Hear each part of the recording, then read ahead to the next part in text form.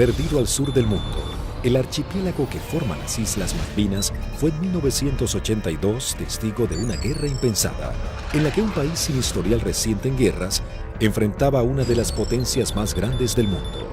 Las batallas se llevaron en tierra, en el mar y en el aire. El mundo se llevó varias sorpresas, pero definitivamente la batalla aérea se llevó gran parte de las miradas. Las arriesgadas maniobras de la aviación argentina y los inéditos modos de ataque hicieron que luego de esta guerra los protocolos de defensa naval cambiaran para siempre. 1982 Malvinas, la guerra desde el aire. Por 150 años los reclamos se realizaron de forma pacífica y diplomática. Sin embargo, en 1982, Argentina decide recuperarlas por la fuerza. Como respuesta, Inglaterra hace zarpar a la flota más grande que enviara contra un objetivo desde la finalización de la Segunda Guerra Mundial. La Royal Navy y sus modernos Harrier enfrentarían a la aviación argentina y bombardearían objetivos terrestres en las islas. Estaba a punto de gestarse uno de los enfrentamientos más espectaculares de la aviación moderna. Los Sea Harrier y los Harrier GR-3 llegaban a la zona de conflicto con el objetivo de dominar la batalla aérea. La mayor ventaja de estos cazas es que despegan verticalmente gracias a sus toberas direccionables.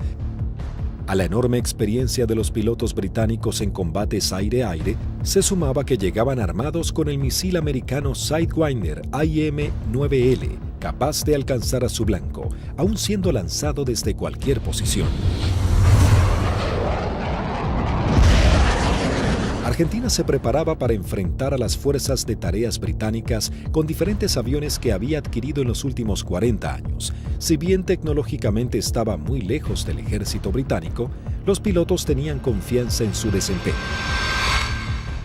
Había que pensar que el A4, el Skyhawk, era un avión que se compró de un diseño de la década del 50. Es un avión que la Fuerza Aérea lo compró usado en el desierto de Mojave, se le hizo el overhaul y se trajo a la Argentina. Voló aproximadamente 140.000 horas antes de la Guerra de Malvinas, o por ahí. O sea que es un avión que tuvimos muchísima experiencia. La flota de la Fuerza Aérea Argentina estaba compuesta por las máquinas que para el momento eran antiguas. En 1955 había iniciado un plan de renovación de sus cazas y bombarderos pesados. Los primeros que habían llegado al país luego de implementar esta política fueron los bombarderos Canberra, que para aquel momento contaban con un sistema de armas de vanguardia. Y en Inglaterra surgió una polémica, pues había algún sector que quería vender y tener a Argentina como un cliente de equipo militar, operaciones comerciales que eran muy rentables, muy redituables, pero un sector del Foreign Office se opuso terminantemente porque consideraban que ese era un riesgo y que la Argentina, con aviones como el Canberra, podía o estaría en condiciones de intentar ocupar las posesiones inglesas en el Atlántico Sur y en la Antártida, básicamente las Islas Malvinas, ya en el año 55. La mayoría llevábamos muchos años en la unidad, habíamos tenido un adiestramiento muy bueno, muy adecuado. Para nosotros esto era como participar en uno de los tantos ejercicios que se hacían, ¿no es cierto?, en esa época, y se simulaban operaciones reales, con lo cual teníamos un adiestramiento muy bueno y aparte un conocimiento mutuo entre las tripulaciones muy bueno, ¿no es cierto?, y aparte un espíritu realmente que... En la década de los 60, la Fuerza Aérea adquiere el cazabombardero A4 Skyhawk de manufactura americana. La Fuerza Aérea Argentina comenzó a recibir sus primeros A4 en 1966 y en 1974 se adquirió un nuevo lote de 25 Skyhawks A4C. La Fuerza Aérea Argentina también contaba con un avión de combate de fabricación nacional, IA-58 Pucará. Una docena de cazas a reacción Mirage 3 que habían sido adquiridos con la finalidad de proveer defensa aérea a la ciudad de Buenos Aires también estaban al servicio de las batallas aéreas. 39 aviones Dagger de origen israelí, su principal función era la cobertura aérea y el bombardero. En 1972, la aviación naval argentina adquirió un lote de 16 Skyhawks A4Q, que fueron destinados a la tercera escuadrilla de caza y ataque con asiento en la base aeronaval de Comandante Espora. La tercera de caza y ataque con Skyhawk había desarrollado numerosas técnicas o tácticas propias para atacar naves a mar abierto. Era una unidad desde ese punto de vista muy experimentada y reconocida inclusive por su capacidad. Estos Skyhawks, a diferencia del A4B y C, se caracterizaban por ser un sistema de armas capaz de operar desde el portaaviones argentino 25 de mayo. Pero para finales de 1981, los veteranos Skyhawks habían llegado al límite de la vida útil y la escuadrilla estaba a punto de pasar a retiro. Estaba pasando la escuadrilla por uno de sus peores momentos de la historia. Mejor dicho, el peor momento de la historia. 7 de los 10 aviones que contaba la escuadrilla estaban fisurados. Y eso significaba el cambio de las alas para poder seguir volando con seguridad. Algunos se pudieron cambiar, 2 de ellos se cambiaron el ala, pero los otros, los menos afectados, volaron con el larguero fisurado durante todo el conflicto. Y con respecto a los cohetes eyectores de asiento, también se ordenó que mientras durasen las operaciones no se iban a considerar vencidos esos cohetes, así que volamos con los cohetes de eyección vencida. Así que el material nos encontraba a principios del 82 con solamente 3 aviones en servicio y que podían volar gracias a que la Fuerza Aérea nos había facilitado en préstamo 3 cohetes eyectores de asiento. Eso sumado a las falencias que ya se veían arrastrando de a tiempo, como los cañones de 20 milímetros que se trababan y que nunca fueron cambiados como pedíamos por los cañones DEFA de 30 milímetros que tanto éxito habían tenido los israelíes con su incorporación. Siempre tuvo apoyo la escuadrilla, pero llegaba un momento de transición. La incorporación de los aviones superestandar significaba que se iba a dejar de operar este sistema de armas, donde una escuadrilla que se estaba formando recibía todo el apoyo y la otra escuadrilla que estaba cerrándose de alguna manera. Finalmente, la Armada Argentina acababa de adquirir una nueva tecnología francesa, el cazabombardero embarcado Super Étendard, capaz de lanzar el misil AM-39 Exocet concebido para ataques a unidades de superficie. La segunda escuadrilla de ataque, aeronaval de caza y ataque equipada con Super Étendard, era una unidad de elite de alta tecnología, pero que recién estaba recibiendo sus aviones y tenía como tarea desarrollar y aprender a utilizar este arma que era muy potente y que no tenía equivalente en la región. También se contaba con un lote de cazas a reacción Air Macchi 326GB y Air Macchi 339, que tenían la capacidad de poder operar en terrenos desfavorables y pistas cortas. La Operación Rosario, cuyo objetivo fue recuperar el control argentino en las Islas Malvinas, se llevó a cabo en las primeras horas del 2 de abril de 1982. Un grupo de comandos anfibios de la Armada Argentina desembarcó en las islas, redujo a la pequeña guarnición británica y tomó posesión del gobierno.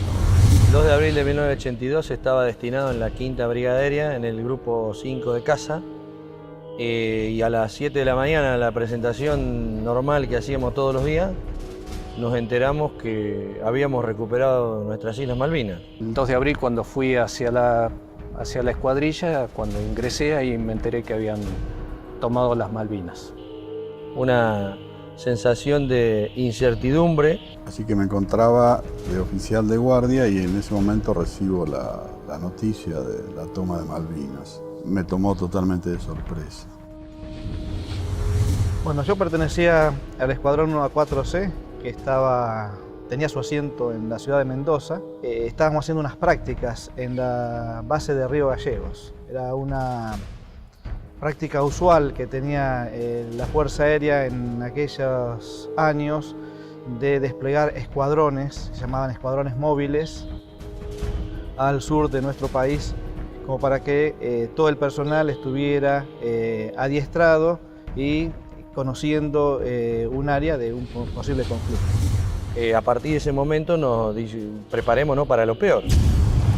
Tras el estupor mundial y el fracaso en las negociaciones, el gobierno de Margaret Thatcher envía su flota al sur de Sudamérica. La Fuerza de Tareas Británicas estaban compuestas por diversas unidades de combate, portaaviones, destructores, fragatas misilísticas, submarinos, buques de asalto, logísticos y de desembarco.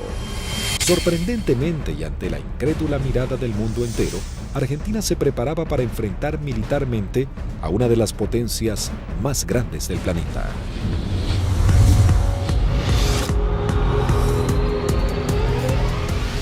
Los pilotos argentinos tuvieron un veloz entrenamiento para aprender a neutralizar objetivos navales sin ser derribados. La operación exigía sortear los sistemas de detección y defensa de los buques para poder aproximarse al blanco y lanzar sus bombas por encima del mismo. Había que equilibrar la inferioridad tecnológica con la capacidad humana.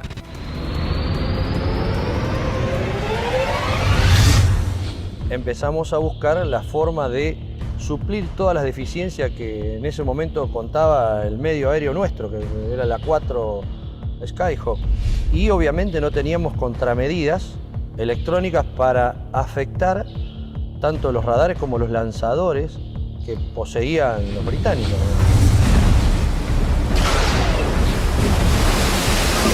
Los misiles que tenían desde 30 kilómetros, desde 20 kilómetros, 15 kilómetros y a partir de ahí cañones o armamento liviano, digamos. O sea, tenían una defensa muy grande para un solo elemento que podía ser un destructor, digamos.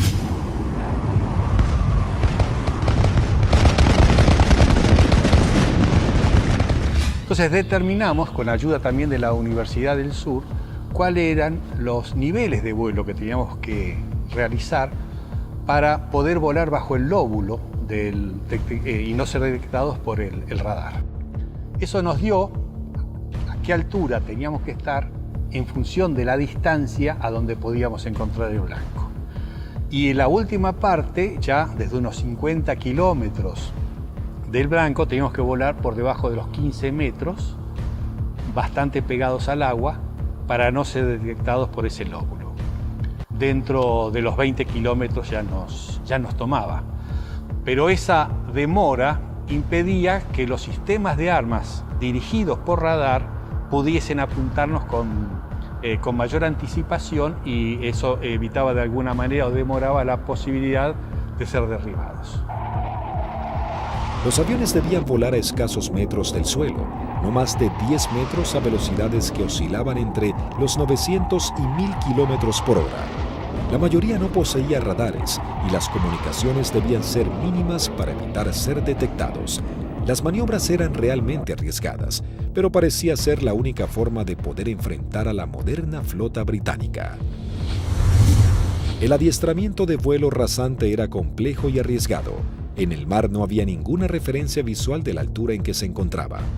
Los A4B y A4C no contaban con un radioaltímetro, instrumento fundamental que mide la altura en la que se encuentra el avión con respecto a la superficie del suelo. El instinto y el oficio pasaron a ser herramientas vitales para los pilotos.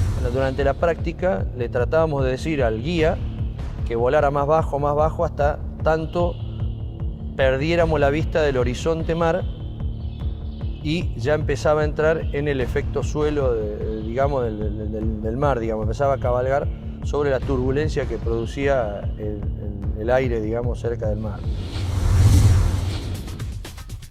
El armamento que utilizaba la Fuerza Aérea estaba compuesto por diferentes bombas antiguas, paradójicamente de origen británico. Y nosotros usábamos una bomba inglesa, la ANM65A1, de 1000 libras,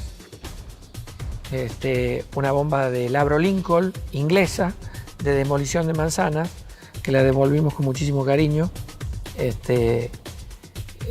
y sin costo, como decía alguno. Paralelamente a los entrenamientos y mientras la flota británica se acercaba más y más, la Armada comenzaba una carrera contra el tiempo intentando de poner en servicio 8 de sus Skyhawks. También los técnicos buscaban poner en funcionamiento los escasos misiles Exocet que habían llegado al país antes del retiro francés. Hasta ese momento, esta tecnología solo había sido probada en polígonos de tiro por sus fabricantes. Nos dan la orden de la posibilidad de poner a punto el diálogo entre lo que era el sistema nuevo del super estándar con el misil M39. Cuando conectamos todo aquí en el país, el sistema no funcionaba porque era un avión con un corazón de la época del 80 con las valijas de test que eran de la época del 70. Había ingenieros que se dedicaban a desglosar todo lo que era la parte matemática, cómo traspasar distintas informaciones, y algunas de las cosas también se hicieron por ensayo y error.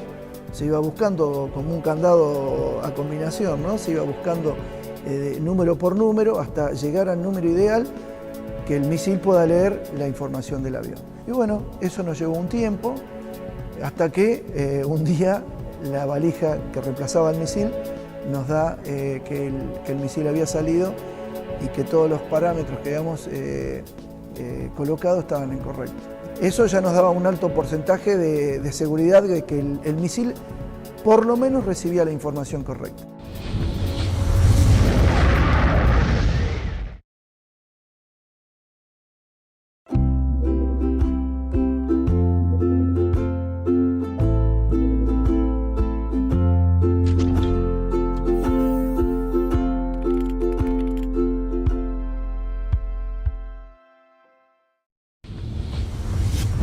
El 25 de abril, la flota británica llega a la zona y realiza sus primeras operaciones bombardeando las Islas Georgias del Sur y retomando su control.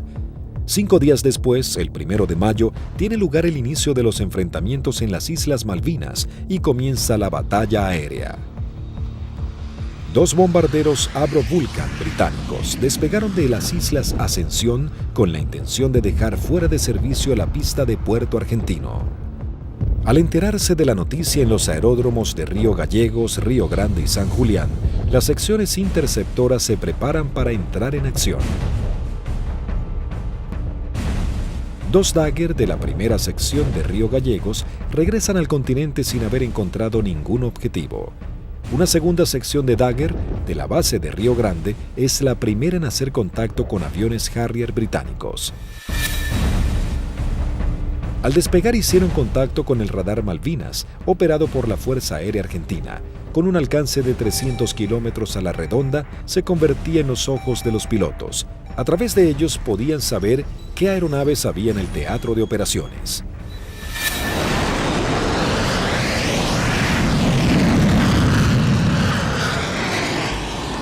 Tienen 2 pichones para ustedes a 120 millas náuticas, 20 grados firme.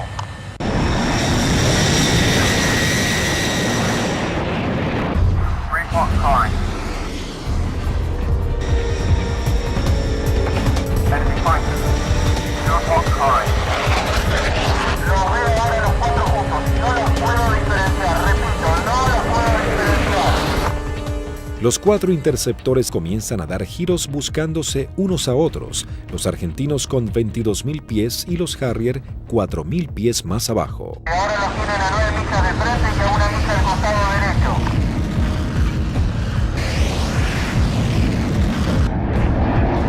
Los Harrier, invirtiendo sus toberas, cambian rápidamente de dirección para enfrentar la amenaza argentina. Ahora los Harrier están enfrentados a ustedes, repito, están enfrentados. Los Harrier se niegan a tomar altura para enfrentar a los argentinos, ya que los Dagger tienen un mejor desempeño en altura. Tampoco los argentinos descienden a donde el Harrier corre con ventajas. Por esta razón no se produjo combate alguno.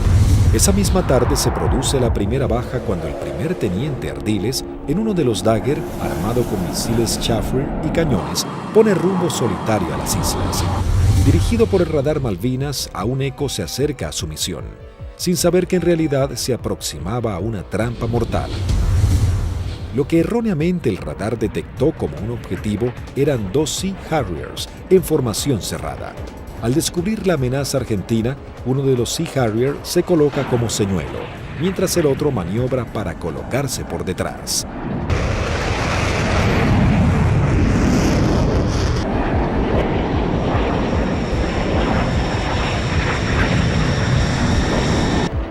Ardiles se coloca en posición de disparo y lanza un misil Chafford que es evadido por el piloto británico.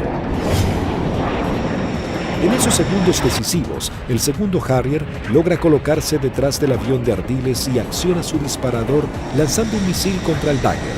El piloto argentino no pudo eyectarse. Tras patrullar la línea de la costa, 3 Dagger de la base aérea de San Julián prosiguen hacia Puerto Argentino. Antes de llegar se encuentran frente a 3 buques británicos que están bombardeando el área. El destructor y las 2 fragatas abren fuego contra los aviones argentinos sin poder alcanzarlos. En ese momento el capitán Di Meglio lanza sus bombas sobre el destructor. Luego los Dagger inician el escape mientras una patrulla de Harrier va a su encuentro. Los aviones británicos abortan inmediatamente su ataque cuando 2 Dagger armados con misiles se interponen entre ellos y la escuadrilla para facilitar el escape de los argentinos. El 1 de mayo habían comenzado las hostilidades y ambos bandos mostraban todo su poderío y el valor de sus pilotos. Era el bautismo de fuego para la Fuerza Aérea Argentina.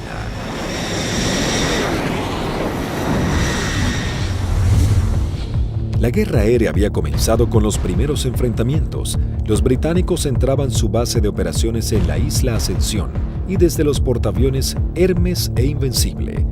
El objetivo principal era inutilizar la pista de Puerto Argentino, así dificultar las comunicaciones entre la isla y el continente, comprometiendo las posibilidades de los pilotos argentinos. La pista fue desde ese momento uno de los blancos principales de los Vulcan y los Harriers británicos. La primera baja en la pista es el mismo 1 de mayo, cuando los Sea Harrier bombardean al Pucará del teniente Yukik, alcanzando a su piloto y gran parte del personal que trabaja en el lugar.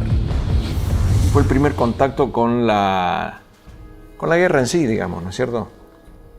En definitiva, nosotros habíamos tenido ya el aviso que había sido atacado Puerto Argentino a eso de las 4 de la mañana, y a partir de ahí nosotros entramos a movilizarnos y tratar de sacar los aviones, porque la mayor debilidad era el momento de puesta en marcha. Es decir, uno estaba sentado y había gente que estaban apoyando en la puesta en marcha del avión, que también la inexperiencia por ahí, uno se pregunta por qué había tanta gente, pero todo con el ánimo de colaborar y que los tiempos para que saliera lo más rápido posible fuera corto.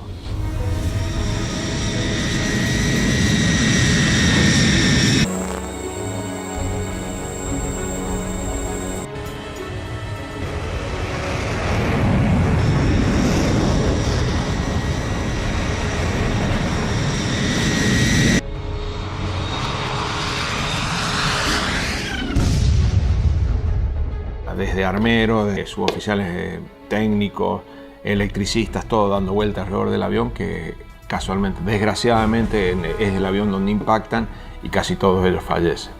A partir de allí, los arribos a Puerto Argentino eran muy arriesgados. Entonces llegamos a Puerto Argentino el 17 de mayo al atardecer. Y me sorprende cuando llegamos porque no hay nadie recibiéndonos. Aeropuerto fantasma, no había absolutamente nada. Veía el cráter, estaba lleno de esquirlas, y mientras estaba mirando eso, de pronto veo una camioneta que se empieza a acercar a la distancia de la cabecera opuesta. Para la camioneta, se baja un conscripto y me dice: corra jefe, que hay alarma roja. Y empezamos a sentir ruidos de turbinas y se aproximan 2 Harriers. Y habríamos hecho unos 30, 40 metros cuando miro a la derecha y explota una bomba en la cabecera 26, un poco más alejada, unos 100 metros de la cabecera 26. Los Harrier pasaban, hacían la PAC, la patrulla aérea de combate en San Carlos, y a la vuelta con una bomba de 1000 libras en el medio, tiraban la bomba y se volvían. O sea que la cantidad de alarmas rojas era muy abundante. El 2 de mayo, el submarino nuclear británico Conqueror hunde al crucero Ara General Belgrano. En la operación mueren 323 marinos argentinos. La guerra había comenzado de la manera más cruda para Argentina.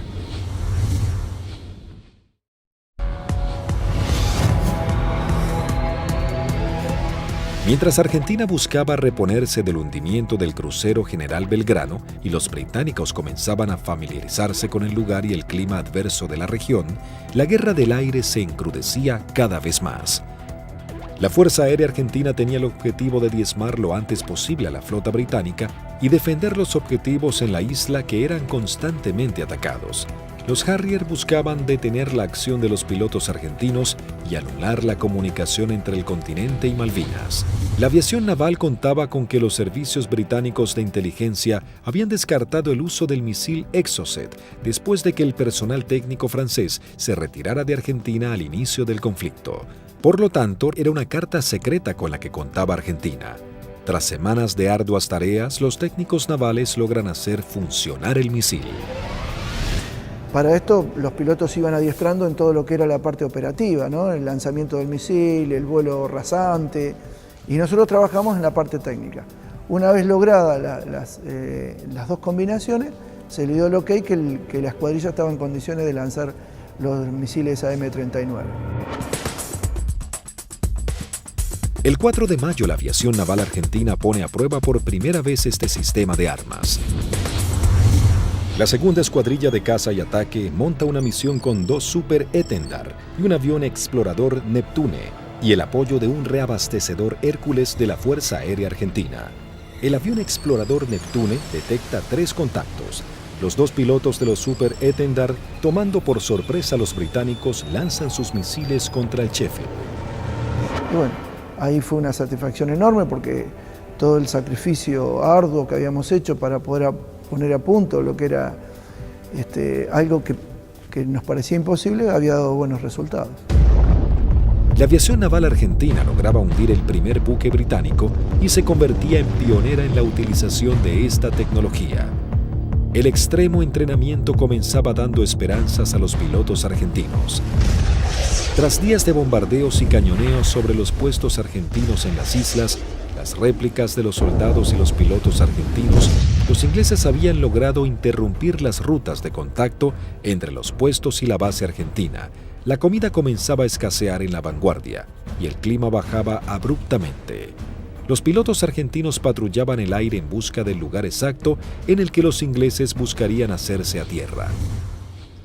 Y a partir de ese 1 de mayo, a través de todas las acciones que realizó el escuadrón y los escuadrones de otros sistemas de armas, se iba degradando tanto el material como el personal, íbamos perdiendo camaradas en forma permanente. Entonces es como que el cerco se iba estrechando cada vez más. Finalmente, el 21 de mayo, comenzaba la última etapa de la guerra con el desembarco en la bahía de San Carlos. Con la colaboración del comandante Ewing Southby Taylor, quien conocía el lugar por haber prestado servicios en Malvinas, el general Jeremy Moore había decidido que ese era el lugar ideal para su desembarco. Los primeros avances de las lanchas de desembarco habían sido positivos. El lugar no estaba minado y parecía que sería un arribo relativamente sencillo. Pero con las primeras luces de la mañana, el teniente primero Carlos Daniel Esteban visualiza uno de los barcos y da aviso. Una Hermaki 339 de la aviación naval realiza un vuelo de reconocimiento por la zona. Ni bien superé las primeras alturas donde están las posiciones del batallón 5, ya comencé a observar acciones de combate. Había un helicóptero incendiándose, tropa de infantería desparramada corriendo por el campo y un helicóptero dándole apoyo. El aviador naval ingresa al estrecho de San Carlos, divisa un helicóptero en vuelo estacionario para alertar sobre posibles ataques aéreos. Me preparo para atacar ese helicóptero y ya me preparo para disparar. Observo todo el despliegue naval inglés sobre el establecimiento San Carlos. Rápidamente descubre que en el lugar había por lo menos media docena de buques ingleses.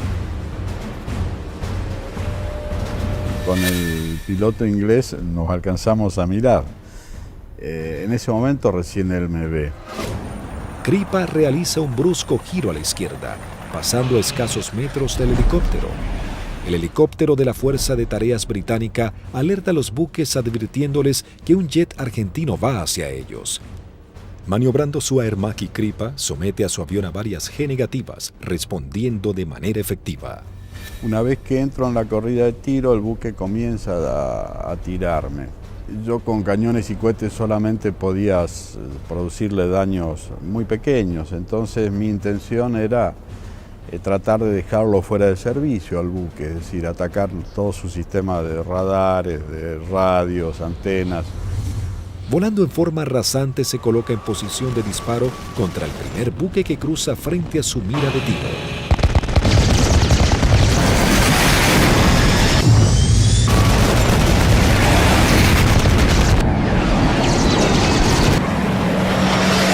Tuve que recobrar muy fuerte mi avión con mucha fuerza para no pasar y cortar sus antenas. Una vez realizado el ataque Kripa, vuela entre medio de toda la flota británica. Las unidades ni los efectivos abren fuego por temor a impactarse entre ellos y el piloto argentino logra escapar. Entonces voy escapando sobre la península esta hasta salir del alcance de tiro de ellos y de ahí teóricamente tenía que volver. Pero pensaba que si volvía a Puerto Argentino y decía que había muchos buques, nadie iba a pensar que había la cantidad que yo había visto. Así que hice una órbita en ese lugar y en el anotador de rodilla que teníamos hice un croquis, posicionando los buques que yo vi en ese momento. Escuchamos que se aproximaba el Kripa con el avión. Yo cuando voy aproximándome pedí que fueran preparando armamento. Cortó motor y el avión seguía desplazándose cuando ya se había bajado y ahí comentó todo lo que había visto, muy a las apuradas obviamente. Me cargan en una camioneta y me llevan al comando a que yo pase la información que tenía. Tras su arribo al aeropuerto de Malvinas y pasar un informe detallado de la situación, todas las unidades aéreas de la Armada y la Fuerza Aérea Argentina se preparan para realizar ataques a los objetivos navales que se encuentran en la zona de desembarco. 30 minutos después llegó el primer ataque del continente compuesto de una formación de 6 Dagger. El objetivo es el Antrim. Una de las bombas no estalla y queda alojada en la popa de la embarcación. Así logran dejarlo fuera de combate. En este ataque también es averiada la fragata Broadsword con disparos de cañón.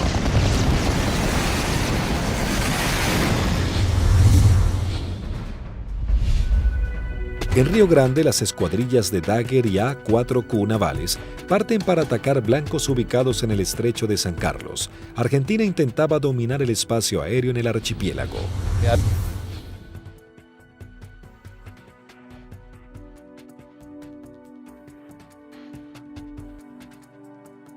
Dos secciones reforzadas. Yo salí con el teniente Márquez y el teniente Arca y el sublíder era el teniente Rótolo con el teniente Lecuri y el teniente Silvester.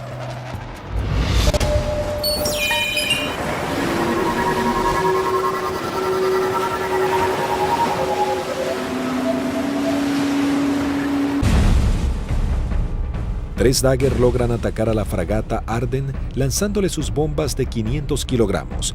Una de ellas explota en la popa dañando seriamente un helicóptero Sea Lynx y su sistema de defensa.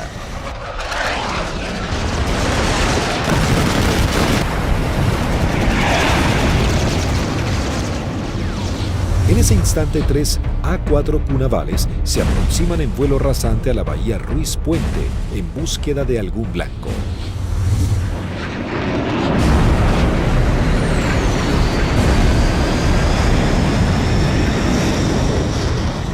Había lluvia, chubascos, techos bajos y poca visibilidad, condiciones totalmente desfavorables en caso de encontrarnos con algún buque inglés, porque su radar y su sistema de detección de blancos nos iba a ver y lanzar los misiles mucho antes que nosotros los viéramos a él.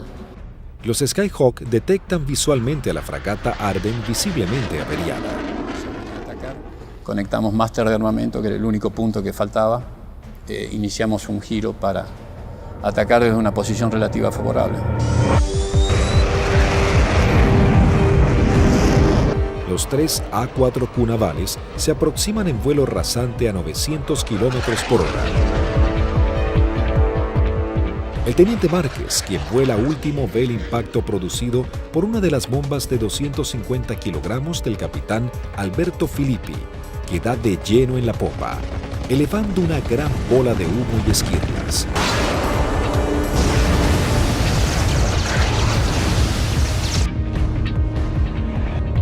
Comienzo un giro hacia la izquierda y le digo a mis numerales que nos escapamos por la misma, quiere decir que regresamos a base por la misma. 2 Harrier que habían despegado del portaaviones Hermes para patrullar el área del sur del estrecho de San Carlos ven las explosiones sobre la popa de la fragata Arden e inmediatamente se lanzan en picada para prestar apoyo. Y escucho la voz del teniente Márquez que dice Harrier, Harrier.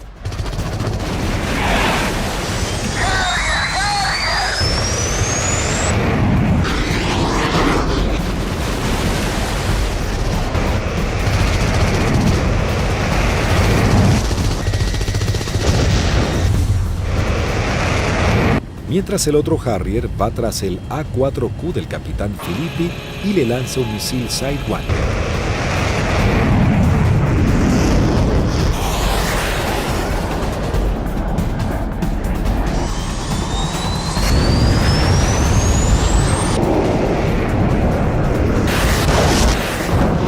En ese momento escucho una explosión muy fuerte. Se sacude todo el avión, empieza a encabritarse con la nariz hacia arriba y girando hacia la derecha. Miro hacia la derecha, estaba girando y veo un Harrier que se aproxima como para un remate demasiado cerca para mi gusto. Entonces le digo a la división, me dieron, me eyecto, estoy bien. Una fuerte explosión, un golpe muy fuerte en todo el cuerpo, me desmayo.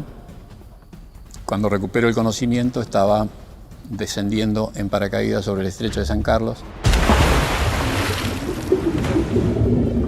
El impacto fue bastante más fuerte de lo que yo me hubiera imaginado. Tuve suerte porque el mismo paracaídas, una vez que entro en el agua, se acuesta y el viento lo infla y el viento mismo me sacan de abajo del agua y me lleva hacia la costa, ¿no?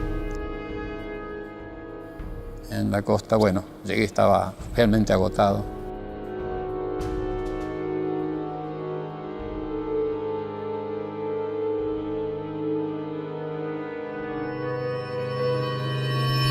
La fragata Arden, con daños de importancia, también es señalada como el blanco de la nueva escuadrilla que se acerca a la zona.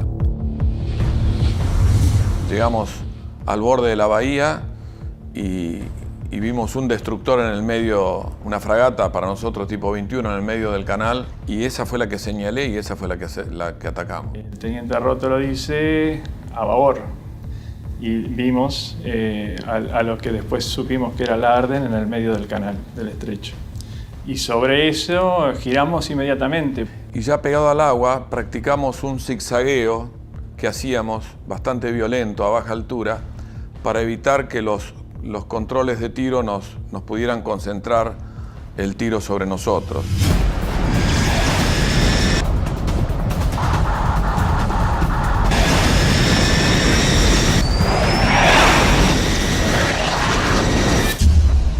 Lo que parece una eternidad antes tiene que ascender a 60 metros, 200 pies, nivelar el avión y empezar a hacer puntería si quiere que la misión sea efectiva. Yo vi que se inundaba el mar de piques y uno sigue con esa trayectoria, ya no tiene otra alternativa.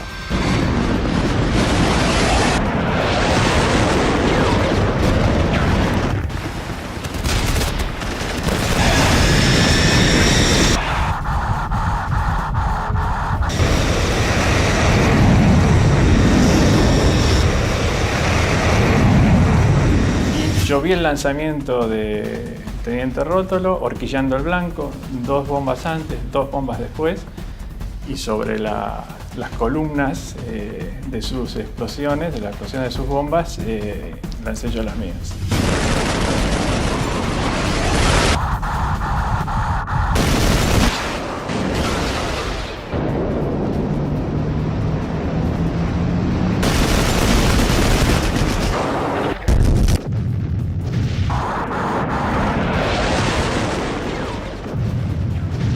mientras lanzaba, intentaba no perderlo de vista, porque de hecho estábamos con combustible muy marginal y él tenía un equipo que yo no tenía a bordo, que era el BLF, que es un equipo de navegación y que le permitía una navegación precisa. Mi seguridad de hacer el camino más corto de regreso al aeropuerto era mantenerlo a él a la vista. A pesar de todo el fragor del ataque, alcancé a decirle: rompo por derecha y me voy por el morro del costado, y al poco tiempo un silencio y poco a poco fueron apareciendo. Primero Lecour, después Sylvester. Y ahí nos volvimos a juntar. Por un lado teníamos la satisfacción del deber cumplido y por otro el sabor amargo de haber perdido, bueno, lo que las estadísticas dicen que se pierden en este tipo de ataque a unidades navales. El 50% de las unidades que salen normalmente no regresan. Sí, es un ataque, es violento, es muy violento lo que se vive en la cabina. Debido a los ataques que sufrió ese día, la fragata HMS Ardent se une en las frías aguas del estrecho. Sin embargo, las fuerzas terrestres británicas preparan el avance a Puerto Argentino.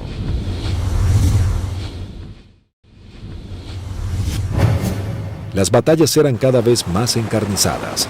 El ejército británico debía lidiar con las tropas argentinas apostadas en las islas, los ataques certeros de la aviación y con el clima que día a día se volvía más frío. El 23 de mayo se desata un nuevo ataque contra otra de las unidades de superficie claves de la Fuerza de Tareas británica. Esta vez el blanco es otra fragata clase 21, la Antelope.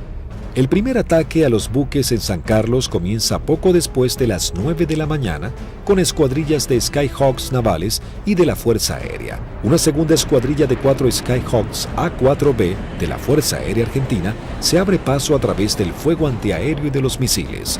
Los A4B a cargo del primer teniente Luciano Guadagnini y el alférez Gómez se dirigen hacia la fragata Antelope para atacarla.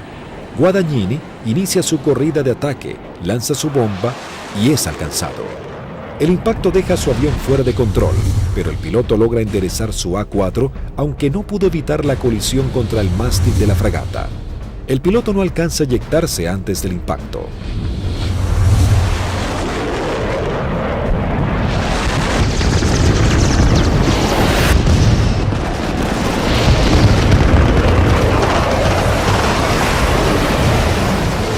La bomba continuó su trayectoria y quedó alojada en la banda de estribor sin explotar. Tras la primera incursión, el ataque a la nave continúa con los A4Q navales, que se aproximan rápidamente en vuelo rasante por la isla Gran Malvina. Pude recorrer bien pegado al terreno en la isla Gran Malvinas y llegamos lo que vendría a ser al cordón muy bajo que hay, pero de unos 450 metros de altura.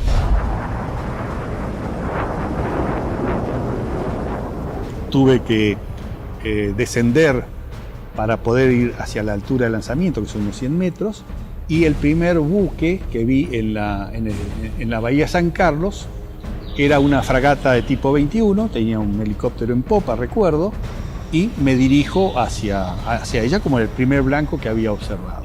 La zona de operación estaba totalmente clara, con sol, despejado y el mar muy calmo.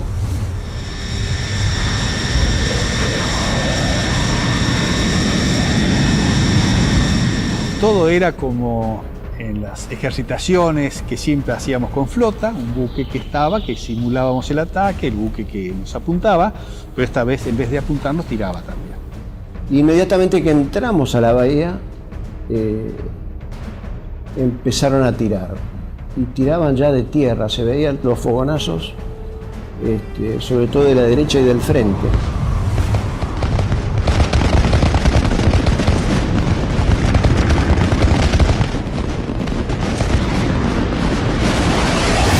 Cuando estaba más cerca de la entrada a la bahía, puedo ver sobre la izquierda a un buque que era más redituable como blanco, porque era un buque grande de tipo logístico. Así que cambié el arrumbamiento para seguir sobre este buque. En un momento dado quise tirar cañones porque tiraban de todos lados y salieron 2 disparos y se me trabaron los cañones. Así que me quedé con la bomba nada más. veo que desde la proa del buque sale una especie de bengala que reconozco que era un misil, y el misil era un SICAT, que venía en forma así errática hacia mi avión. Hago una maniobra evasiva, un fuerte giro hacia la derecha, algo veo pasar por el costado así de la cabina. Pero evidentemente el misil ese me había sacado en la corrida de puntería, que si bien no me derriba, logra el objetivo de que yo no pueda lanzar con mayor precisión las bombas, y evidentemente mi salva fue larga. Habían borrado las matrículas de los buques, así que se veía un buque gris clarito sin poder identificar qué buque era. Cuando paso lanzo, eran 2.000 libras de peso que largaba en un instante, el avión hace una cabreada, quiere subir, impido que subo, y cuando miro adelante estaban tirando de todos lados.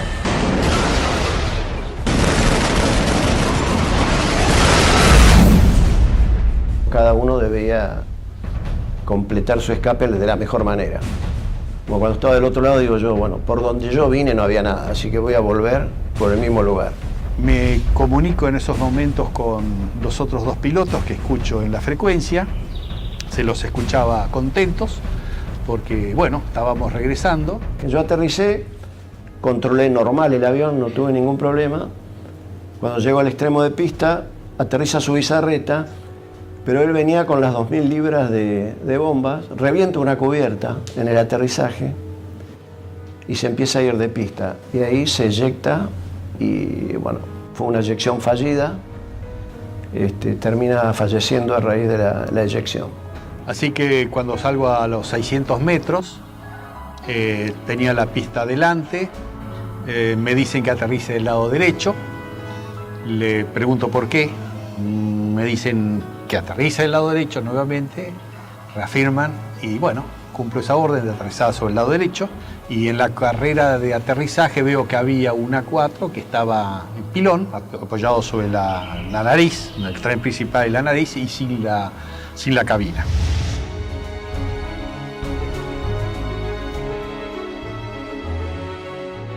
No sabíamos nada de los tres primeros y su bizarreta que acababa de morir en el aterrizaje.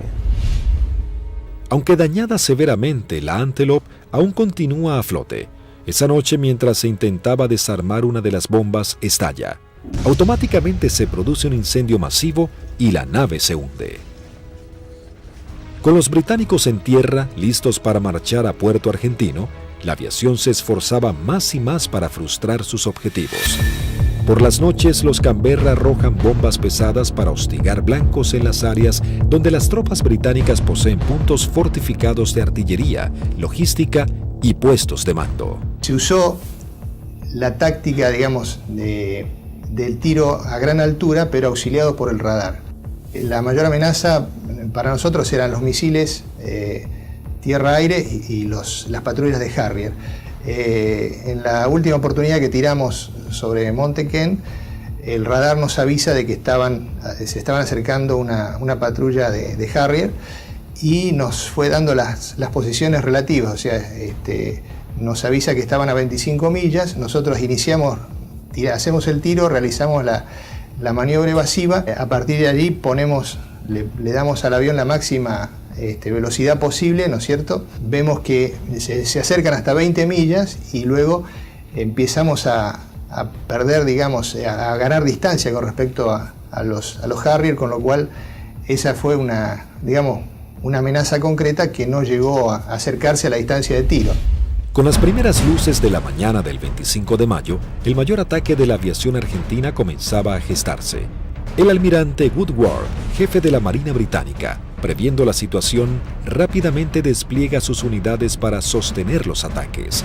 Los observadores navales argentinos mantienen actualizada la posición de los buques enemigos mientras las escuadrillas llegan a la zona.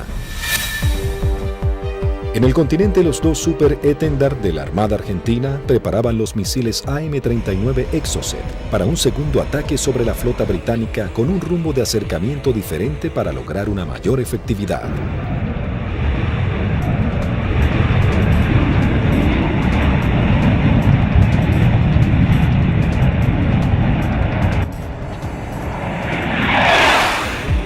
A las 15:20 horas surgen dos A4B sobre la isla Borbón y se dirigen hacia mar abierto, encontrando a la fragata y el destructor frente a ellos. Los A4B lanzan su armamento. Una de las bombas rebota en el mar e impacta sobre el buque atravesando su cubierta de vuelo, destrozando la parte delantera de un helicóptero Sea Lynx y luego cae al agua. Los otros dos A4 se acercaban en rasante rápidamente hacia los buques. Yo iba del lado izquierdo y mi guía del lado derecho, y como no teníamos radar obviamente, el control lo hacíamos con nuestros ojos. A mí me tocaba controlar desde el frente a la izquierda y el guía del frente a la derecha, no teníamos otra alternativa, digamos.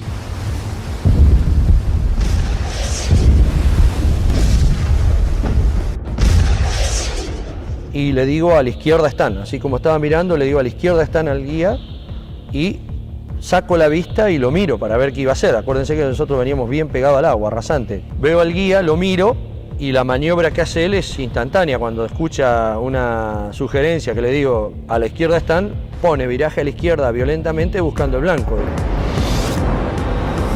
Inmediatamente el guía pone viraje brusco a la izquierda, dejando sin opción a Barrio Nuevo de tener que elevarse para esquivarlo entrando en el área de tiro del radar, que al estar en automático, inmediatamente lanza un misil Sea Dart. Escucho a la otra escuadrilla, Carballo, que dice el misil, el misil, el misil. Y Rinque, que venía atrás, le dice, no se preocupe, que va por otro lado.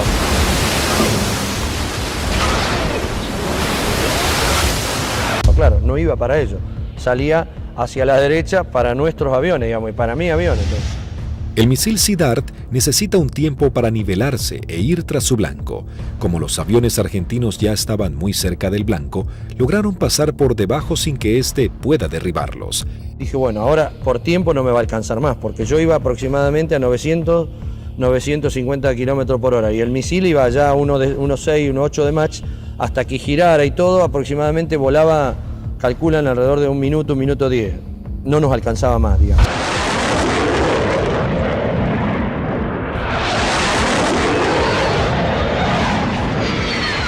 Yo lo veo al guía porque le iba formando un poquito más atrás, unos 50, 100 metros más atrás, y veo perfecta las bombas cuando la lanza y impactan a no más de 1 metro del agua.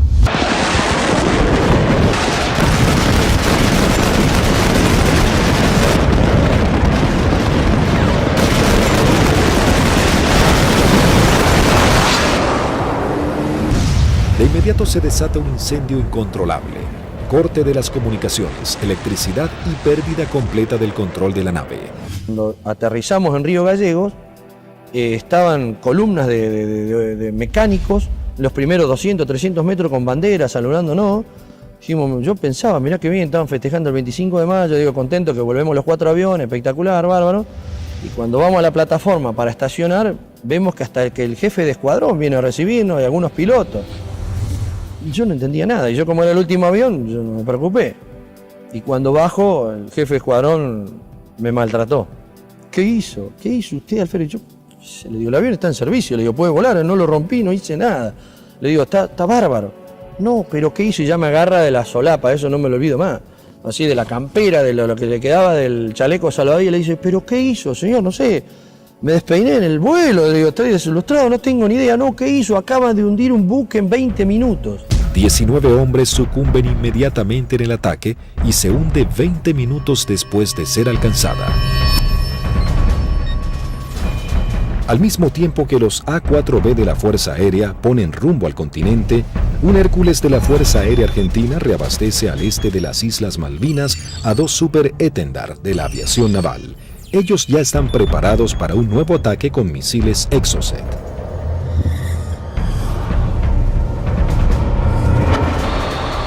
A unos 60 kilómetros de la flota británica, los Super Étendard detectan varios ecos en sus radares. Eligen los más grandes y mientras toman altura de lanzamiento, los datos son transmitidos a sus misiles de manera automática.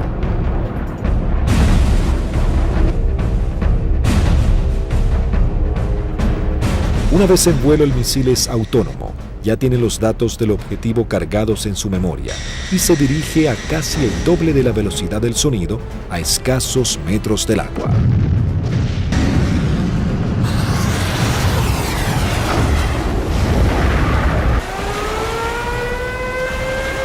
Nuevamente los británicos lanzan una alerta de combate. Los navíos ordenan despegar helicópteros con equipos para señuelos antimisil. Uno de los Exocet impacta en el buque e inmediatamente se desata un incendio que destruye elementos vitales para la operación anfibia que se desarrolla en San Carlos.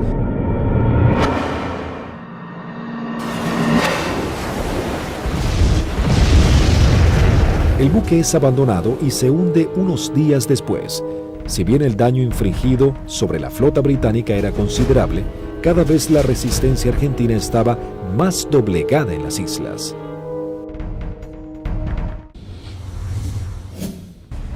La guerra llegaba a su nivel más desesperante con las bajas temperaturas. Las tropas británicas se preparaban para avanzar por tierra. Sin embargo, los soldados argentinos apostados en las islas no cedían posiciones y los bombardeos aéreos azotaban a la flota británica. Las fuerzas argentinas, visiblemente cercadas en Darwin, resistían con el apoyo de la aviación. El 28 de mayo se proyectó atacar a las posiciones inglesas con los aviones IA-58 Pucará, que desde el 21 de mayo estaban asentados en Puerto Argentino. Conocíamos bastante la zona porque era en la zona misma donde nosotros habíamos operado antes. Es decir, a los alrededores de lo que habíamos utilizado como campo de aterrizaje nuestro, era en la zona donde ya estaban los ingleses aproximándose hacia el pueblito donde estaba la base, digamos, lo que quedaba de la base. Yo alcanzo a ver algo que se mueve, levanto y hago una ráfaga de cohetes, siento una voz en la frecuencia de mi radio que me dice desde tierra, en Darwin, siga tirando que están ahí, siga tirando que están ahí. Y ahí empiezo a sentir dos disparos también que me empiezan a impactar en el avión. El Pucará, si tiene alguna cosa, es la maravilla del gran poder de absorción de impactos, digamos, porque la manera que yo sentía que me pegaban, digo, me van a desarmar el avión. Yo trato de salir, como los impactos que me pegaban eran casi todos del lado derecho, quiero virar el avión hacia la izquierda y ahí el avión ya no me responde. Bueno, entonces ahí tomo la decisión de eyectarme. Muy bajo, yo ya estaba, creo que no más de 15, 20 metros del suelo. La sensación de estar colgado en un paracaídas no la tengo porque fue como si hiciera un salto desde un techo al suelo, porque fue todo demasiado rápido. Tengo grabado en la memoria que pasa el avión abajo mío todavía y el agujero a través de la cúpula por donde había salido el asiento.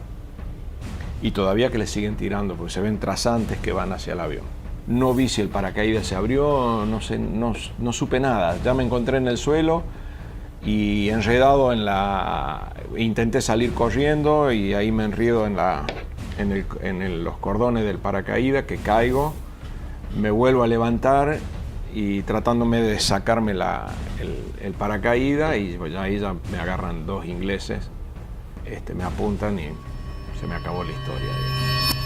Con las bajas temperaturas, los plazos eran cada vez más cortos y los ingleses buscaban generar un desenlace rápido. La Fuerza de Tareas británica intenta cerrar su cerco sobre Puerto Argentino. Para lograr este cometido se organiza un desembarco anfibio apoyado de unidades navales en la zona de Puerto Fitzroy el 8 de junio. La Fuerza Aérea Argentina recibe la información del movimiento de dos buques de desembarco británicos. Rápidamente se preparan para lo que sería el día más negro de la flota. Se lanzan desde el continente dos escuadrillas de A4B, dos de M5 Dagger, listas para el ataque a objetivos navales, y una tercera armada con cañones para diversión. La primera escuadrilla de A4B divisa y bombardea el buque de desembarco Sir Galahad. También se bombardea la costa en donde los ingleses comenzaban a llegar.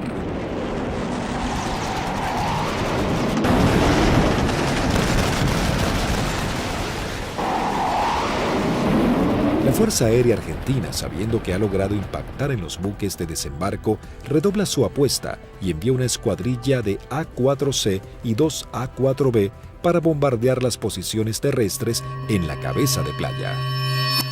El día 8 de junio se me avisa por la mañana temprano de que, bueno, era uno de los seleccionados para que esa tarde, a través de un avión Learjet, pudiéramos volar hacia Mendoza y poder visitar a nuestras familias.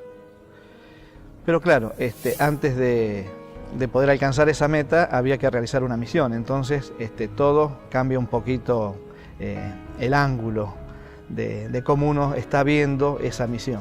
Por supuesto que nadie hablaba, ¿no? Todo en ese momento estaba muy consustanciado con sus cosas íntimas, recordando a la familia, bueno, recordando a algunos camaradas que también habían caído.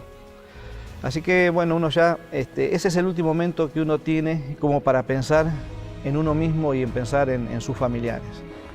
Siempre nos despedíamos de los compañeros que se quedaban y el abrazo era interminable y como si fuera la última vez, ya que no éramos kamikaze como nos dijeron, sino que teníamos conciencia de los riesgos y que las chances siempre eran muy escasas para sobrevivir. Una característica que teníamos siempre en nuestra unidad es que el personal de mecánicos que preparaba nuestros aviones y armaba nuestros aviones se ponía siempre al costado de ambos lados de la pista, con banderas argentinas, con los trapos con que limpiaba el avión, con lo que tuviera, con la campera, como para saludarnos y darnos ánimo. A las 15 horas parten hacia las islas las primeras 2 escuadrillas de A-4B compuestas por 3 aviones cada una. Por diferentes inconvenientes, deben regresar 2 aeronaves al continente y debido a que solo un avión cuenta con el instrumento navegador, se juntaron todos quedando una formación de 4 Skyhawks. Previo abastecimiento, llegaron hasta las islas, donde descendieron a escasos metros del mar para no ser detectados. Aquí fue la primera complicación que observé. Al hacer control de combustible antes de entrar en la zona de combate, me di cuenta que había uno de los tanques externos que no me había transferido todo el combustible de ese tanque, con lo cual ya el combustible que tenía sabía que no me iba a alcanzar para regresar al continente. Pero como estábamos muy próximos a la zona del ataque, decidí continuar. La sección ingresa a la isla Soledad con una formación escalonada sorteando la variada geografía del lugar para evitar ser detectados por los radares. Los pilotos saben que no cuentan con el factor sorpresa y que serán recibidos con un intenso fuego antiaéreo. Realmente dantesco, a pesar de que ya teníamos todos experiencia de que nos tiraran, pero era dantesco ver la cantidad de proyectiles 20 milímetros, 30 milímetros, artillería antiaérea y misiles de diversos tipos. Los A-4 sobrepasan las defensas aéreas y se dirigen rumbo a Bahía Agradable. En ese momento sucede algo inesperado para Sánchez. El numeral 4 lo sobrepasa, quedando él en cuarto lugar. Inmediatamente yo traté de acelerar mi avión para volver a tomar la posición que yo tenía inicialmente en la formación. O sea, trataba de alcanzarlo a Vázquez pasándolo por la derecha. 2 Sea Harrier del Escuadrón 800 giran en círculo sobre Fitzroy. Uno de los pilotos ve aproximarse un avión en vuelo bajo desde el sudeste e inmediatamente le avisa a su compañero. En ese momento, no sé por qué razón, se me ocurrió darme vuelta a la izquierda de mi avión y mirar detrás del avión. Y lo que se veían eran impactos de proyectiles atrás de mi avión, inmediatamente en la cola, y se levantaban surtidores de aguas, varios piques detrás de mi avión. Sánchez, sin saber quién era su atacante, decide continuar con su maniobra para lograr colocarse tercero en la formación. Cuando está sobrepasando al alférez Vázquez, Bolsan, el líder, encuentra al lanchón de desembarco saliendo del seno Choi Seul. Cuando la ve, inmediatamente pone viraje y el resto de los aviones lo siguen, con lo cual los 3 aviones se me vinieron encima mío. Ninguno se había dado cuenta que yo venía tratando de ocupar mi posición, con lo cual los tuve que saltar por arriba, evitándolos, tomé altura, lo cual siempre era un riesgo, porque evitábamos tomar altura en la zona de combate porque era un tiro al pato, decíamos, de cualquier avión o cualquier buque que anduviera en la zona. Ante la atónica mirada de los pilotos británicos, los 3 Skyhawks inician su corrida ataque hacia el lanchón. El numeral 2, teniente Juan Arraras, logra impactar de lleno la embarcación con sus bombas, ignorando la presencia de los aviones Sea Harrier. Hay algo que me llama la atención a mi derecha y a unos 500 metros veo 2 Sea Harrier a la misma altura que yo, bien formaditos, paralelos, un poquito más retrasado el segundo avión, el guía era David Morgan y el numeral Smith. El Sea Harrier lanza su primer Sidewinder hacia el avión de Arraras e inmediatamente Sánchez da la alerta. Cuando vi eso, que lanzó el misil, les doy la voz de alerta a mis compañeros, o sea, misil en el aire, 2 Sea Harrier. Arraras es impactado por un misil en su parte trasera, dejándolo fuera de control. Si bien se eyecta, no logra sobrevivir. El Harrier arremete contra el segundo A4. Tiene en su mira al avión de Vázquez. Lanza su misil impactándolo de lleno y sin que pudiera eyectarse. Realmente ese fue un momento choqueante, quedé muy choqueado porque el pensamiento era hace un instante, era un compañero mío, un amigo mío, un camarada mío, que desapareciera de esa forma, o sea, me impactó mucho, ¿no? Sin perder tiempo, el Harrier, piloteado por David Morgan, continúa su ataque contra su próximo objetivo. Las maniobras evasivas del avión del primer teniente Bolson no logran evitar el misil. Su piloto tampoco logra sobrevivir a la explosión. Y al volver a entrar en conciencia, inmediatamente fui a buscar los 2 Sea Harrier, ya que yo estaba expuesto también a recibir un ataque. No los vi donde estaban últimamente, en la última posición. Se me ocurrió mirar para arriba y ahí es que veo un Sea Harrier que empieza a hacer, baja su nariz para iniciar el ataque a donde yo estaba en ese momento posicionado. Tras el ataque, el único A4 sobreviviente, en inferioridad de condiciones para entrar en combate, decide desprenderse de todo el peso extra y emprender un escape pegado al mar acompañado de maniobras evasivas. Estaba realmente muy estresado, muy choqueado, con lo cual había cosas que estaba descuidando, entre ellas el combustible. Cuando me di cuenta, realmente no me alcanzaba para llegar, excepto a Puerto Argentino, no llegaba a ningún lado. Lo primero que hice fue tomar altura, independientemente de que anduvieran los Sea Harrier, ya no importaba mucho. Moría de una forma o iba a morir de la otra, así que... Sánchez toma altura y reduce su potencia de motor a fin de economizar el gasto de combustible, aunque queda expuesto a cualquier tipo de ataque. Mientras tanto, la sección de A4C entraba en la zona de combate atacando el personal que desembarcaba en la costa de Bahía Agradable. Ahí nos encontramos con los barcos humeando, muy próximos a la playa, y un enjambre de hombres que estaba desembarcando y que iba trasladando todos los pertrechos hacia la playa.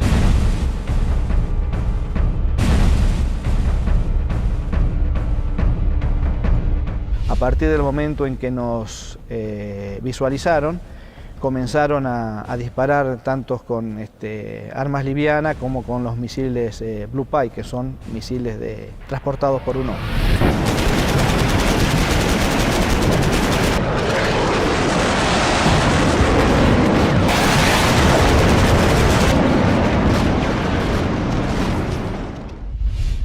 Tuve la oportunidad de esquivar 2, girando un poco el avión y poniendo pedal, tratando de evitar. Pasaron algunos por arriba y algunos por abajo.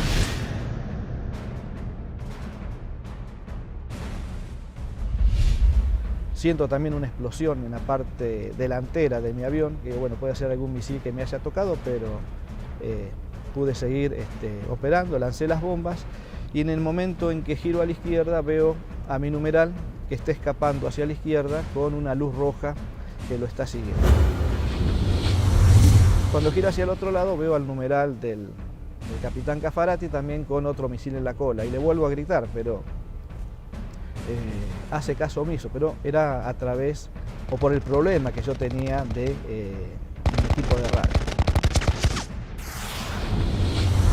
El Skyhawk del teniente Sánchez se encontraba expuesto en altura, con sus cañones trabados y sin combustible para llegar a la base. Toda su escuadrilla había sido derribada y no había sobrevivientes. De la decisión del piloto podría salvarse, caer prisionero o congelarse en medio del mar. Mientras tanto, en algún lugar sobre el océano Atlántico, el teniente Sánchez decide arriesgarse e ir en busca del Hércules reabastecedor, descartando la idea de regresar a las islas para eyectarse y ser tomado prisionero. Cuando vamos camino al reabastecedor, escucho la voz del momento del teniente Sánchez, el Pipi Sánchez, que había sido uno de los únicos sobrevivientes del ataque anterior.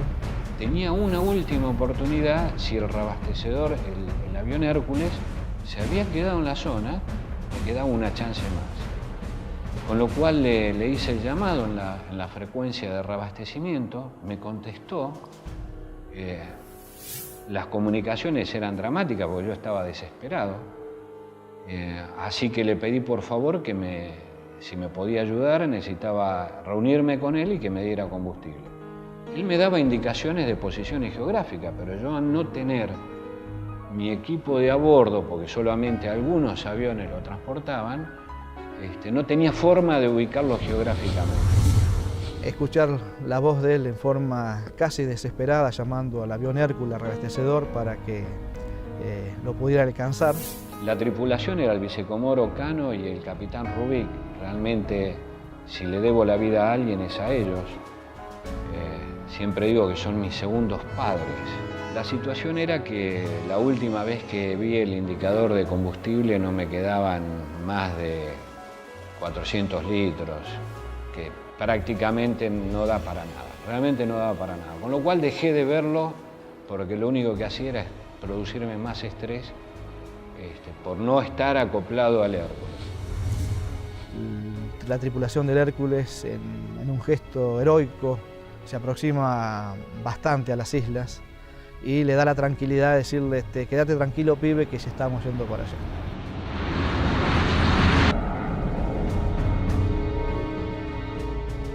Y luego pude acoplar y me transfirieron combustible que me permitió llegar a Río Gallegos, a nuestra base. En el regreso, el brigadier Paredi observa que su indicador del nivel de aceite de su avión comienza a fluctuar. Nuevamente el fantasma de la caída en medio del océano vuelve a aparecer. Con lo cual digo, bueno, puede ser que me hayan producido alguna perforación, esté perdiendo aceite y se engrana el motor y acá me queda a mitad de camino. Lo único que atiné fue a sacar mi libreta de control de procedimiento donde tenía una foto de mi señora y mis hijos para echarle una última mirada. Es decir, bueno, por lo menos están en mi recuerdo hasta el último momento. Afortunadamente el indicador, después de eso, no sé si fue mi familia o Dios que me dio una mano, esto se acomodó y pudimos llegar con felicidad a la base San Julián. Con las últimas luces del día, aterriza el teniente Sánchez luego de su trágica misión. Llegué prácticamente en las últimas horas, ya estaba oscureciendo. Me impresionó mucho en el momento que llegué a plataforma, choqueado, transpirado, mal, estresado, ver los mecánicos de mis 3 compañeros que no iban a volver, que los estaban esperando.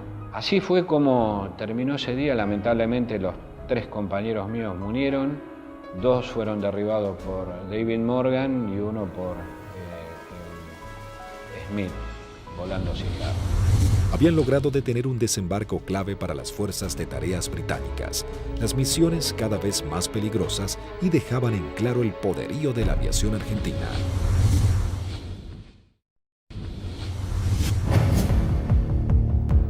La guerra terminaba, sin embargo las misiones de la Fuerza Aérea eran cada vez más arriesgadas.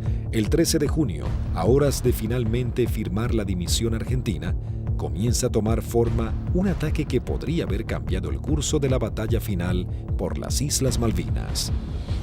El día 13 de junio, que fue ataque objetivo terrestre, en principio cuando comenzó el conflicto del Atlántico Sur, los pilotos teníamos cierta aprehensión a los ataques a objetivos navales, ¿no? Porque la fragata tenía de todo para defenderse.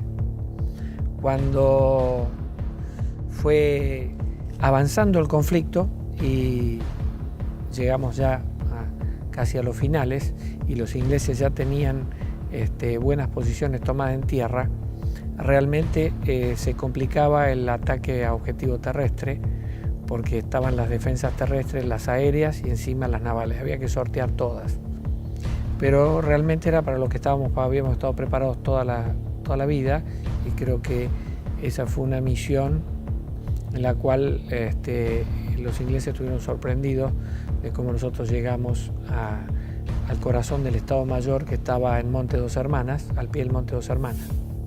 2 escuadrillas de A-4B del Grupo 5 armados con 3 bombas retardadas por paracaídas toman parte de la última misión de combate de la Fuerza Aérea Argentina.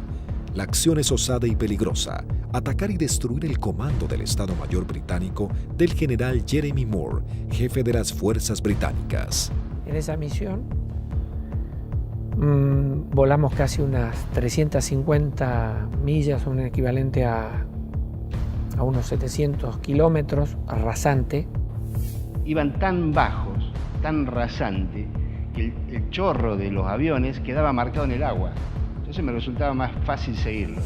Y ahí escuchamos al radar Malvinas, que salió en frecuencia, y preguntaba, ¿hay alguien en frecuencia? Fue la primera vez que en mucho tiempo que el jefe de escuadrilla rompió el silencio de radio, el capitán Varela, y dijo, los nenes. Muy bien, dice Radar Malvinas, yo tengo, no los tengo, pero tengo una PAC al norte, 2 aviones, etcétera, etcétera. Tengo una al sur, tengo una al oeste y tengo una al este. Le volvió a preguntar el capitán, ¿usted nos ve? El radar Malvinas le dijo, no. Entonces ellos tampoco. A las 12 horas del mediodía, las 2 escuadrillas ingresan al área de Malvinas para dirigirse a su blanco. Cuando estábamos sobrepasando el acantilado, vimos que estaba posado ahí un helicóptero, un Sea Lynx británico, que son los que lo usaban ellos como de vedores. Y yo pienso que ese helicóptero informó la posición nuestra, informó la entrada nuestra a la isla. Inmediatamente de eso el radar Malvinas empezó a dirigir al aire, dar todos los movimientos de las PAC. Todas las PAC iban concentrándose hacia el lugar de nuestra ruta. Los A-4B toman vuelo rasante máximo, en formación cerrada, pegándose contra el terreno para evadirse de los Harrier que venían a derribarlos. El jefe de escuadrilla observó un soldado inglés con su casco y su fusil que subía una colina y lo encontró de frente al avión. Evidentemente estábamos volando muy bajo. Varela iba como siguiendo el terreno, volando bajo, y por momentos se perdía de vista. Cruzamos esa pequeña loma y por delante nuestro había un campamento muy prolijo con unos shelters y una veintena de helicópteros aterrizados en ese sitio y un despliegue de gente. Los 4 Skyhawks logran sortear el terreno y llegan al corazón del Estado Mayor británico. Hasta que escucho tirar, dice Varela, tirar. Y veo ahí veo los fogonazos de los 4 bombardeos que hicieron cada uno de los aviones. Los A-4B se dirigen directamente al cuartel general y lanzan sus bombas. En medio del caos e improvisando la defensa, el general Moore escapa del ataque. pude ver el impacto de los helicópteros en marcha y el impacto de los cañones nuestros, una mancha marrón que iba pegando en cada uno de las puertas del helicóptero. Yo era la primera experiencia que tenía de haber tirado tan cerca. Incluso uno de los helicópteros despega y, digamos, nos pone el rotor de frente al avión. La segunda escuadrilla, al mando del teniente Cepeda, entra en acción realizando un segundo ataque sobre los cuarteles de mando. Cuando yo veo ese escenario, ordeno a mi escuadrilla tirar en ese lugar, ya sobrepasado el ataque de Varela, más adelante. Tiramos las bombas y bueno, vamos a salir. Yo salgo, sigo la línea de vuelo y venía un helicóptero, un Siquín, cruzando de mi derecha a izquierda. Y empecé a disparar a ojo, porque como la munición es trazante, me quedaba marcado por dónde iba la munición, entonces yo veía y movía el comando como para que barrerlo al helicóptero con la munición.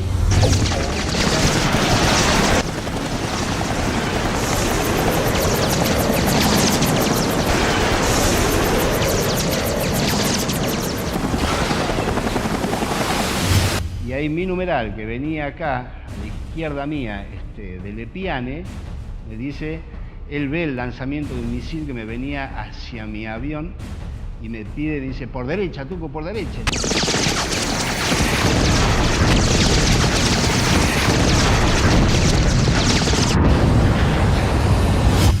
Decidimos salir en forma individual, atravesando las islas, con regreso al continente por a San Julián.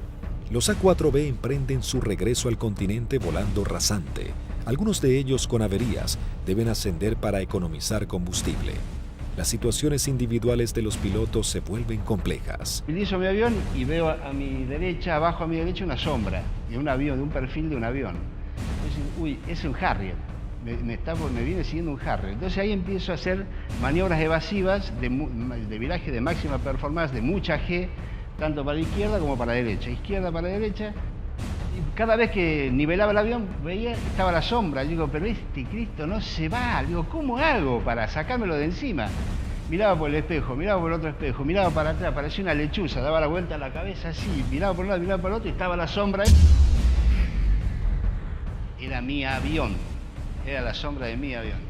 Empecé como a tranquilizar yo mismo, me hablaba, me decía, tranquilízate Tuco, porque así no podés seguir, no podés, estaba muy nervioso, estaba como que por momentos temblaba, no sé, una sensación muy rara de ese momento vivido ahí. El numeral 2 de la escuadrilla que nos seguía empezó a perder combustible, a notar que perdía combustible en forma muy grande. Ese fue el alférez de Lepiane.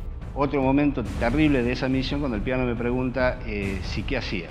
Imagínate, el alférez me dice que voy al reabastecedor o me eyecto en la isla. Una decisión que yo, por más jefe de escuadrilla que fuera en ese momento, yo no la podía tomar porque estoy decidiendo sobre la vida de un camarada y de un amigo. Era muy difícil. Dije, piano, encomendate en Dios, pedile a Dios que te ayude y decidí vos, no me lo pida a mí, por favor, decidí vos. Ya sabíamos que como estaba y con las transmisiones que recibíamos no volvía al continente, entonces le pedimos al reabastecedor que lo fuera a buscar. Que él veía que a medida que se iba buscando a la coordenada donde nos canta, donde estaba el reabastecedor, él veía su indicador de combustible cada vez bajar más, me decía, tengo 500, tengo 300, tengo 200, yo decía, no llega a nada, no te busca nadie, no te rescata nadie, en medio del Atlántico no te rescata nadie. El comandante del Hércules, vicecomodoro Lee 30, escuchando los pedidos de Lepiane, decide ir hacia él aún sabiendo que puede ser derribado por misiles británicos. Ahí en ese momento el piano lo ve al Hércules, él estaba arriba del Hércules y hace el viraje y se le tira al Hércules. Pensá que era un alférez, tenía muy pocas horas de vuelo. Creo que debe haber sido el...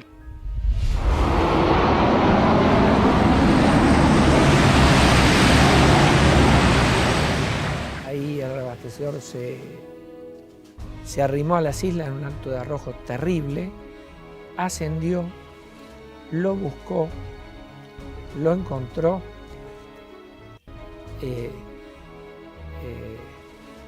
reabastecieron con una pérdida de combustible muy importante en el plano, tenía un agujero que atravesaba el plano completo, o sea que todo lo que le daban, parte iba al motor y el resto iba fuera del avión, y regresamos todos sanos y salvos al continente. Todos llegamos, incluso de lesbianos.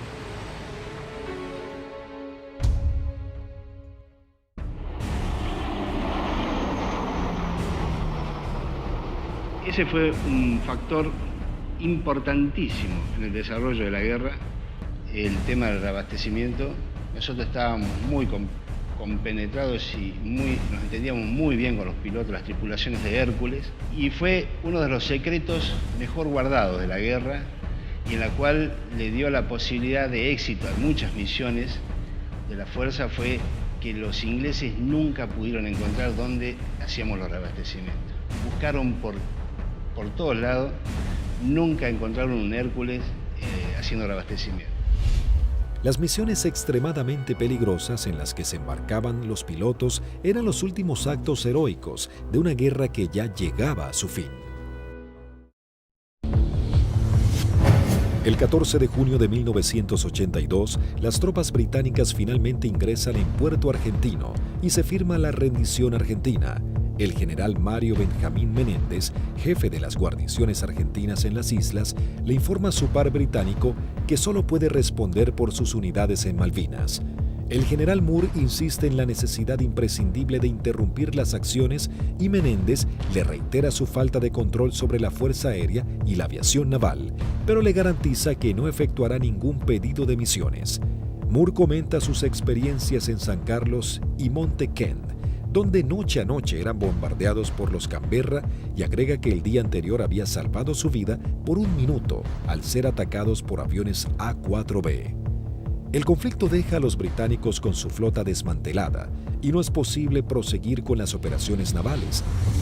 En ese momento, si alguien le pone un valor en números, y un avión que no valía más de $50.000, y una fragata CL-42 valía $550 millones puesta en el puerto. O sea que si uno hace números, realmente no resiste mucho análisis. La guerra económica la ganó la Fuerza Aérea Argentina, desde ese punto de vista, ¿no? Y la Armada con sus A4, porque eran aviones viejos que nadie calculó que tenían la capacidad de hacer el daño a una de las primeras flotas del mundo. Bueno, creo que hicimos bien los deberes. Hicimos aquello para lo cual estábamos adiestrados y creo que lo hicimos bien. Yo creo que esa es la demostración más grande del profesionalismo y de la cadena que hace que ese hombre, en definitiva el último eslabón, llegue y cumpla con su objetivo. Pero hay un montón de gente atrás y que todos han demostrado ampliamente su valía y convencimiento por la fuerza y en definitiva por la nación. El escuadrón, a pesar de que tuvimos muchas bajas, tuvo el espíritu y las ganas de seguir combatiendo y defender algo que era nuestro. Lo realmente importante es el vínculo que uno genera con el camarada que va a entrar en combate junto a uno, que va a arriesgar su vida con uno y del cual va a depender de mí y yo voy a depender de él. La voluntad y el deseo de poder cumplir con la misión y cumplir con ese juramento que en algún momento hicimos cuando éramos cadetes, de defender la bandera y la patria hasta perder la vida. 36 aviadores de la Fuerza Aérea Argentina y 4 de la Aviación Naval Argentina perecieron en operaciones de combate y accidentes. Primero y fundamental, el mejor recuerdo para aquellos que dieron todo, que es fundamentalmente la vida de aquellos que no volvieron. Es el gran honor para mí de haber haber conocido héroes vivos. Eso yo creo que es el mayor honor que he tenido, que me ha permitido la vida. El conflicto de Malvinas dejó un sabor amargo, pero marcó la impecable profesionalidad de los pilotos argentinos, quienes con tecnologías claramente inferiores y algunas que ni siquiera habían sido probadas, lograron dar batalla y sorprender al mundo con maniobras y estrategias de combate que jamás se habían utilizado. Si Argentina la recupera, será por la vía diplomática, con inteligencia, con trabajo. Es como se lo explico a mis hijos. Malvinas, con toda la calma del mundo, significa la persistencia de la necesidad de recuperarlas.